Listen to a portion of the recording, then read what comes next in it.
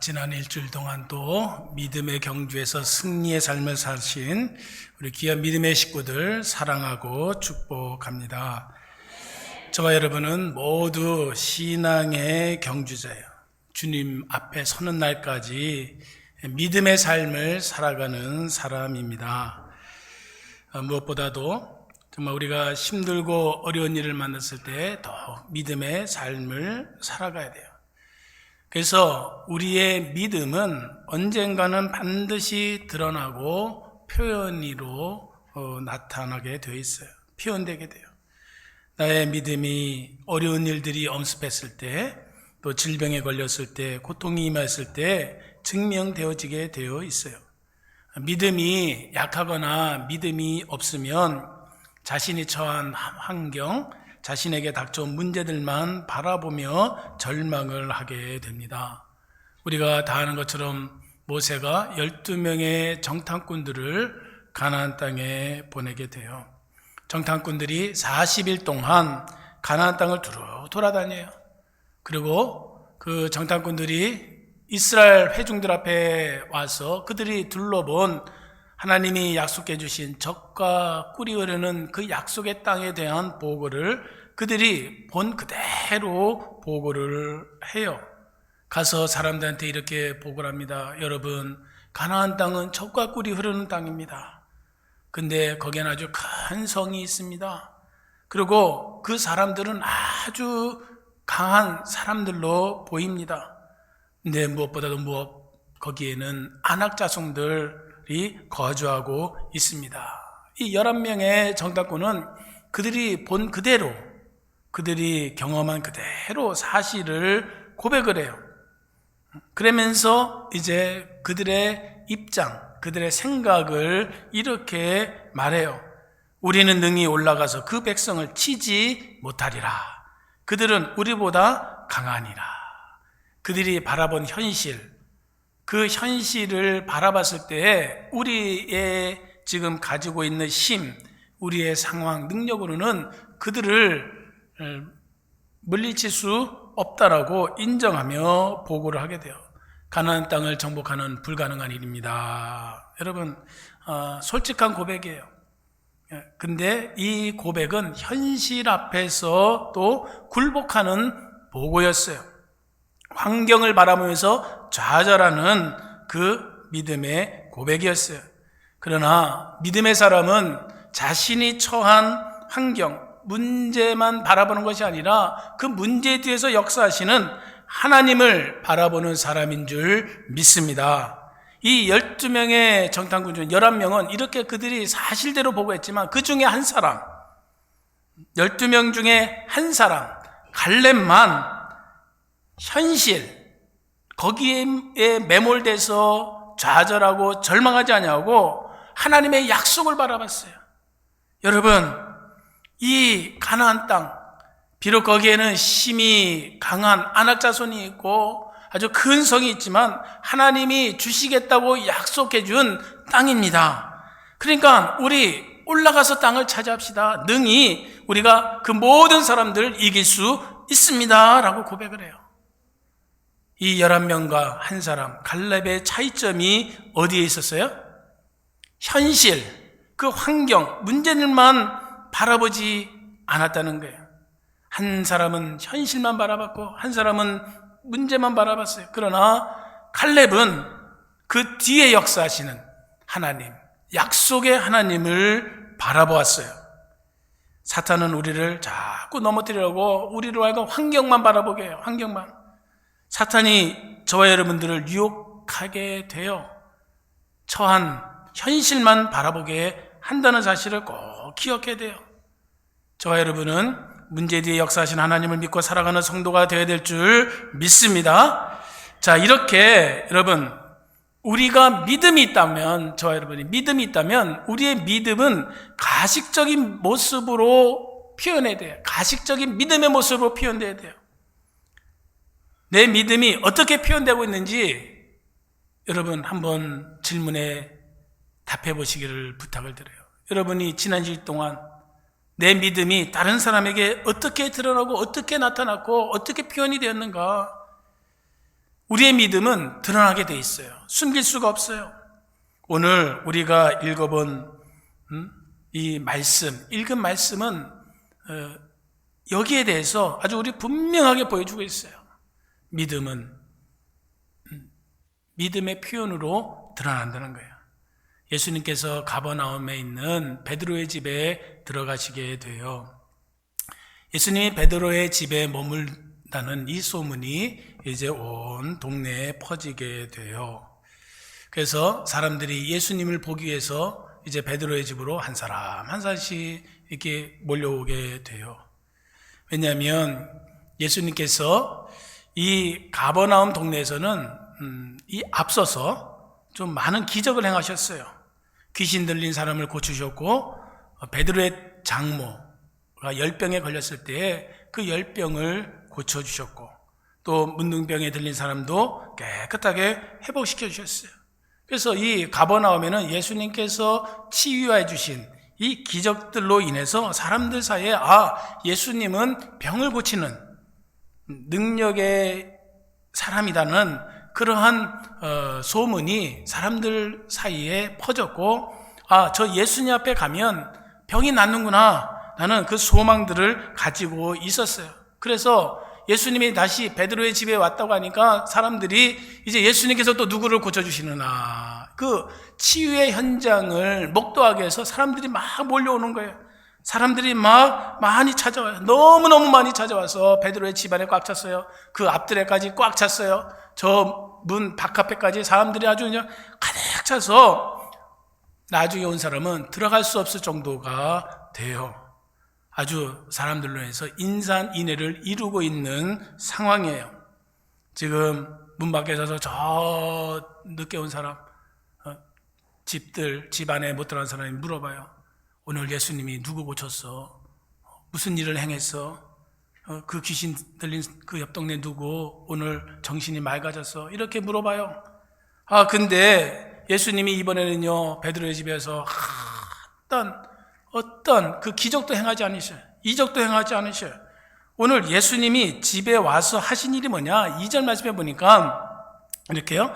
예수께서 그들에게 도를 말씀하시더니, 이번에는 치유, 기적, 능력을 행하시는 일이 아니라 하나님의 말씀만을 가리킨다는 거예요. 말씀만 지금 전하고 있는 상황인 것을 보게 돼요. 여러분, 우리가 때때로 그래요. 저와 여러분이 하나님 앞에 나올 때 어떤 기대감을 가지고 나올 때가 있어요. 또 우리가 믿음 생활하고 교회 나올 때에 이러한 어떠한 자기 나름대로의 소망, 자기가 바라는 것을 가지고 나올 때가 있어요. 근데 하나님은 내 기대와는 전혀 다른 일을 행하셔요. 전혀 내가 정말 소망하는 일과는 다른 일을 행하시는 것을 보게 돼요. 그래서 앉아있으면 언제 정말 내가 소망하는 것을 지금 행해 주실까, 이루어 주실까, 그만을 이렇게 기다릴 때가 있어요. 근데 하나님은 전혀 우리의 마음대로, 우리의 기대대로 행해 주시지 않는다는 거예요. 지금 대부분의 사람들은 예수님이 행하시는 그 기적, 치유를 바라보고 왔는데 예수님은 말씀만 전한다는 거예요. 말씀만 전한다는 거예요. 그럴 때가 있는 것을 항상 기억해야 돼요. 지금 사람들은 뭔가 놀라운 치유의 역사가 일어나기를 바랬어요. 근데 예수님은 전혀 그들에게 치유보다는 하나님의 말씀만을 증거하고 있는 상황이에요. 자, 이 소문이 그 동네에 사는 사람들에게 다 퍼졌잖아요. 예수님이 오셨다는 건. 근데 그 친구들이 참 너무나 사랑하는 친구가 중풍병에 걸려서 너무 고생하고 눕게 되는, 정말 여러 가지 방법을 강구했지만 치유되지 않아서 너무나 괴로워하고 힘들어했는 그 친구를 바라보면서 이 친구가 우리 예수님 앞에 가면 나을 텐데, 그런 마음들을 가지게 돼요. 그 중풍병자의 친구들이 자기 동네에 예수님이 왔다고 하니까 우리 이 친구를 우리 예수님께 데리고 가자. 그러면서 회의를 해서 4명을 선출해. 지금 누워있으니까 우리 이 중풍병자 친구를 예수님께로 데려갈까. 회의를 해서 4명의 그 발런티어, 아니면 자기들끼리 선정을 해서 4명을 뽑게 되고 그 4명이 이제 중풍병자 친구를 들것에 누이고 그 들것을 메고 이제 예수님이 있는 곳으로 오게 돼요. 자, 여기 보면 먼저 중풍병자가 누워서 예수님이 자기 동네 왔다니까 친구들을 향해서 누구누구야, 나 좀 예수님께 좀 데려다가 줘. 나 예수님 앞에 나와서 좀 치유받을 수 있는 길을 열어줘. 이렇게 요청을 했는지, 아니면은 그 친구들이 중풍병자에게 야, 우리 동네 예수님 왔으니까 우리 예수님께로 가자, 이렇게 먼저 제안했는지 그것은 알 수가 없어요. 그러나 지금 이 4사람, 여기 보면 사람들로 표현되어 있는데 이 사람들은 바로 친구들이에요. 이 중풍병자의 친구들, 그 친구들 중에서도 4사람, 그리고 이 중풍병자, 여기에 이 사람들 가운데서 발견되는 것은 무엇이냐면 예수님에 대한 믿음이었다는 거예요. 예수님에 대한 믿음. 예수님에 대한 믿음. 예수님 앞에 가면 뭔가 치유함을 받을 수 있다고 하는 그 믿음이 있었기 때문에 이 4명이 중풍병자 친구를 메고 지금 예수님 앞에 나아가는 상황인 거예요. 특별히 여기서 보세요. 중풍병으로 누워있는 친구의 치유를 간절히 사모하는 그 친구들의 사랑이 지금 누워있는 그 친구를 메고 예수님께로 나아가게 되는 원동력이 됐다는 거예요. 여러분, 여기서 우리 한 가지 도전을 받아야 돼요. 우리가 예수님 앞에 나와서 이제 놀라운 기적, 은혜를 체험하는 것, 그것은 내 스스로 주님 앞에 나와서 치유되는 그런 은혜도 있어요. 우리가 다음 주에 살펴볼 건데요. 그러나 또 한 가지 뭐냐면 옆에 있는 믿음의 사람들, 옆에 있는 신앙의 사람들에 의해서 놀라운 또 치유의 은혜가 임하게 된다는 거예요. 저 여러분의 그 믿음으로 인해서 내 옆에 있는 사람이, 믿음이 약한 자가, 하나님을 믿지 않는 자가 주님을 바라볼 수 있는 그 믿음의 자리로 나아가게 된다는 거예요. 저 여러분, 이렇게 다른 사람에게 정말 내 믿음이 그 심령을 살리는 그런 역사가 일어날 수 있기를 간절히 부탁을 드립니다. 친구에 대한 그 사랑, 그렇잖아요. 친구에 대한 사랑의 마음이 없으면 중풍병자 그 친구를 향해서 외면했을 거 아니에요. 나 좀 데려달라고 했을 때 아유, 무슨 소리냐, 네 병 낫는 병이 아니야, 무시할 수도 있는 거예요. 거절할 수도 있는 거예요. 이 4명은 예수님께로 나아가면 이 친구가 병이 나을 수 있다고 하는 그 믿음이 있었고, 또 그 친구에 대한 간절한 사랑의 마음이 있었기 때문에 지금 예수님께로 나아가는, 그래서 그 사랑이, 그 믿음이 행동으로 이어지는 거예요. 메고 나가는 그 발걸음으로 발전되어 나가고 있는 것을 보게 돼요. 왜? 친구가 낳는 길은 예수님밖에 없기 때문에. 예수님밖에 없기 때문에. 중풍병자도 마찬가지죠. 친구들이 와서 지금 우리 동네 예수님이 왔으니까 너 지금 예수님께 나아가면 너 나을 거야, 우리 같이 가자. 그랬을 때 그 중풍병자가 아니야, 이 병은 불치병이야, 너희들도 알잖아, 내가 온갖 방법을 다 강구했잖아. 근데 고쳐지질 않았어.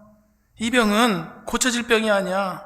나를 위해서 애쓸 필요 없어, 고생할 필요 없어. 이렇게 외면할 수 있어, 거절할 수도 있었어요. 그러나 이 중풍병자도 치유에 대한 그 열망이 있었어요. 예수님에 대한 그 확신이 있었어요. 치유에 대한 소망을 가지고 예수님께 지금 친구들이 나가자고 했을 때 그래, 나 좀 데려가줘 라고 지금 자기 자신을 맡기고 있는 상황이에요. 사랑하는 성도 여러분, 친구에 대한 사랑, 예수님에 대한 확신, 그 믿음이 중풍병자 친구를 예수님께로 데려가는 행동으로 나타났어요. 표현되었어요. 중풍병자의 믿음도 친구들의 행동에 순응함으로 나타났어요. 이렇게 우리의 믿음은 가식적인 믿음의 표현으로 나타난다는 거예요. 여러분의 믿음이 정말 여러분의 삶에서 여러분의 친구, 여러분의 자녀들, 여러분의 손주들, 여러분의 옆에 있는 식구들에게 나타날 수 있기를 부탁을 드립니다. 자, 이렇게 확신을 가지고 소망을 가지고 정말 친구 네 사람, 중풍병자가 예수님 앞에 다 달려 나왔어요. 베드로 집에 왔어요. 근데 문제가 생겼어요. 베드로 집에 들어갈 수 없는 거예요. 너무너무 사람들이 많은 거예요. 소망을 가지고 갔는데 들어갈 수 없는 이 현실, 도저히 들어갈 수 없어요. 옛날 같으면 병 낫기를 바라는 사람들이 한 줄로 서서 쭉 기다리고 있으면 예수님이 한 사람 고쳐주셨어요. 그리고 사람들도 그 환자들 치유되는 것을 보기 위해서라도 비켜주고 예수님께 다 나아갈 수 있도록 길을 열어줬어요. 근데 이번에는 예수님이 치유를 행하지 않았어요. 말씀만 전하고 있어요. 그러니까 사람들이 지금 지금 이렇게 찾아오는 환자에 대한 관심이 없어. 오로지 자기 자신이 예수님이 무슨 말씀을 하는지 거기에 대한 관심이 있는 거예요. 다른 사람에 대해서 지금 배려심이 없는 그 상황이에요, 지금. 이 네 사람은 절망할 수밖에 없었어요. 중풍병자도 지금 그 막혀있는 그 현실 앞에서 그의 소망을 포기할 수밖에 없는 상황이었어요. 이렇게 우리 앞에 생각지도 않는 장애물이 있어요. 제가 2018년도에 다운타운에 신방을 가기 위해서 교회를 출발한 적이 있었어요. 권사님을 신방하기 위해서 갔는데 전화를 하고서는 찾아뵙겠다고. 토요일날 오후에 다운타운으로 가는데 사람들이 막 다운타운에서 막 걸어가는 거예요. 그래서 다운타운 입구에 갔는데 거기에 주차장 모든 앞에 표지판에 어떤 것이 붙여 있느냐, 랏풀, 주차장이 만차예요. 만차. 주차장이 없다는 거예요. 한 블락 지나는데 30분 걸렸어요. 앞으로 4블락 더 가야 되는데 주변의 사람들은 점점 꽉 차고 더 많아지는 거예요. 그래서 권사님이 내가 간다고 했는데 기다리고 계실 거 아니에요. 그래서 너무 밀리니까 주차장도 없다고 하는데 가야 무슨 소용이 있겠나, 그런 마음이 살짝 들었어. 그러다가도 기다린다고 했으니까, 내가 간다고 했으니까 하나님 기도했어요. 하나님 파킹 스페이스 하나만 주세요. 하나만 주세요. 그리고 나서요 이렇게 갔어요. 보니까 그날 이 다운타운에서 반이민법 규탄 대회를 하기 위해서 수만 명이 지금 모이고 있는 상황이었어요. 어쨌든 좀 늦게라도 그 권사님 아파트에 뜩 섰는데 차 한 대가 싹 빠져나가는 거예요. 그래서 제가 파킹하고요 신방한 적이 있어요. 때때로 우리가 정말 만나는 현실 앞에서 포기하고 싶은 그런 일들이 있어요. 또 핑계거리도 얼마든지 될 수 있는 그런 상황들이 있어요. 그러나 여러분 하나님을 믿고 한 걸음 걸어가게 되면, 믿음으로 걸어가게 되면 하나님이 모든 장애물을 물리쳐 주시고 우리의 삶에 귀한 은혜를 베풀어 주실 줄 믿습니다. 우리가 삶을 살다 보면 여러분 인간관계의 장애, 이성의 장애, 두려움의 장애, 건강의 장애, 명예의 장애, 자존심의 장애, 여러 가지 각종 장애물들로 인해서 우리가 뒤로 물러나고 싶은 그러한 유혹들이 찾아올 때가 있어요. 여러분 절대로 여러분의 그 장애물들 앞에서 정말 타협하거나 뒤로 물러서지 않기를 부탁을 드립니다. 그 심리학자 케이치프 노이드의 말에 의하면 사람에게는 6가지 감옥이 있다고 해요. 첫째로 자기 도취의 감옥이에요. 이런 사람은 어떤 사람이냐? 공주병이 걸린 사람, 왕자병에 걸린 사람. 그리고 두 번째로 비판의 감옥이에요. 항상 다른 사람의 단점만 보고 비판하기를 좋아하는 사람이 있어요. 거기에 갇혀 있어요. 어떤 사람은 절망의 감옥이에요. 항상 세상을 부정적으로만 보고 불평하면서 절망을 해요. 넷째로 과거 지향의 감옥이에요. 옛날이 좋았다고 하면서 현재를 낭비를 해요. 다섯째로 선망의 감옥이에요. 내 떡이 소중함을 모르고 남의 떡만 크게 보는 그러한 삶을 살아가요. 여섯째로 질투의 감옥이에요. 남이 잘 되는 것을 보면 괜히 배 아프고 자꾸 헐뜯고 싶어지는 그런 모습이 있어요. 이렇게 6가지 감옥에 갇혀서 자기 자신의 영혼을 파괴시키는 정말 괴로운 가운데 삶을 살아가는 인생들이 얼마나 많이 있는지 몰라요. 이 6가지의 그 장애물 앞에서 여러분 뒤로 물러가고 믿음으로 그것을 이겨나가지 못하고 좌절하고 절망 가운데 살아간 사람이 얼마나 많이 있는지 몰라요. 슬픔 가운데 삶을 살아가래요. 사랑하는 성도 여러분, 여러분이 만나는 그 장애물들을 믿음으로 뛰어넘어갈 수 있기를 간절히 부탁을 드립니다. 이 4명이 사람들의 그 장애물 앞에서 포기하지 않았어요. 이들은 어디로 올라가요? 지붕으로 올라가요. 지붕으로 올라가요. 여러분, 지붕으로 올라갔을 때 거기에도 역시 장애물이 있었어요. 어떤 장애물? 지붕에 올라온다고 해서 뚫려 있는 게 아니잖아요. 지붕이 지금 약 한 2피트 정도의 두께로 지붕이 덮여져 있는 상황이란 말이에요. 예수님께 내려갈 수 있는 길은 오직 지금 사람들로 해서 안 비켜주니까 사람들 사이를 뚫고 들어갈 수는 없어요. 지붕에서 내려와야 되는데 지붕에는 지금 진흙으로 이겨낸 2피트의 그 두께로 되어 있는 그 지붕이 있어요. 이 4명은 그 지붕을 어떻게 해요? 구멍내기 시작하는 거예요. 뚫기 시작하는 거예요. 긁기 시작하는 거예요. 왜? 예수님께 나아가야 되니까. 중풍병으로 고생하는 이 친구가 나을 수 있는 길은 예수님 앞에 나가야 되니까. 그래서 어떻게 해요? 지붕을 긁기 시작해요. 구멍을 내기 시작해요. 여러분, 지금 생각해 보세요. 남의 집 가서 지금 구멍을 내는 거예요. 부수는 거예요. 여러분 같으면 할 수 있겠어요? 아무리 베드로의 집이라고 하지만 혹시 속으로 베드로가 홈 인슈런스가 없으면 어떡해? 그런 고민할 수도 있는 거고 여러 가지 참 힘든 상황이에요. 근데 지금 이 4명이 지붕에서 구멍을 내고 있다는 거예요. 구멍을 내고 있다는 거예요. 왜? 예수님만이 소망이기 때문에. 예수님만이 이 중풍병자의 질병을 치유할 수 있기 때문에, 그 믿음 때문에 그 어떠한 장애물들도 이들을 막을 수가 없었던 거예요. 사랑하는 성도 여러분, 이 믿음을 본받기를 부탁을 드립니다. 어떠한 장애물이 여러분이 걸어가면서 놓여있을지라도 그 장애물로 인해서 뒤로 물러가나 포기하면 안 돼. 그것은 믿음으로 헤쳐나갈 수 있는 믿음의 사람이 되기를 부탁을 드립니다. 이번에요, 우리 미국 전역, 토론토, 또 캐나다 이런 데서 오신 그 57명의 그 목사님, 사모님들이 오셨는데, 저 엔세네다 갔는데, 그 엔세네다에 내려서 할 게 없잖아요. 배에만 갇혀 있어야 되는 이틀 동안. 그래서 뭐 좀 했으면 좋겠는가. 저만 바라봐. 제가 LA 사니까.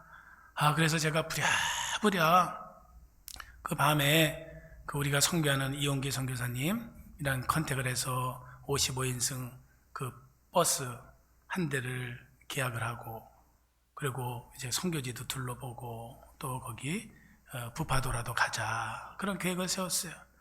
그래서 이제 아침에 겨우겨우 어떻게 버스 한 대를 예약을 해서 그 버스가 왔어요. 근데 좀 몸이 아프고 힘든 분들이 있어서 좀 빠지고, 그래서 51명이나 되는 사람들이 이제 그 55인승 버스를 타고 이제 선교지에 가서 선교를 보고 감동을 받았어요. 너무너무 귀한 사역이고 도전을 받고 은혜 받고, 그리고 또 이제 거기 부파도라 또 구경하고, 그러고 나서 이제 배에 4시 반까지 돌아와야 되는데 그냥 거기 도로공사하는데 아주 희한하게 도로공사를 해서 이게 버스가 가질 않는 거예요. 가질 않아. 그래서 제가 이렇게 내비게이션 찍어보니까 겨우겨우 4시 반 도착으로 나와. 근데 점점 자꾸 늦어져. 그러니까요, 목사님들이 자꾸 나를 쳐다봐. 내 얼굴을 봐. 배 못하면 어떻게 되나. 그거 이제 걱정들 하시는 거예요. 걱정들 하는 거예요. 그래서 나도 또 어떻게 해요? 책임이 있으니까 하나님 제 시간에 도착하게 해주세요. 기도하고 하고 눈을 딱 떴는데 우리 앞에 버스 한 대가 있는 거예요.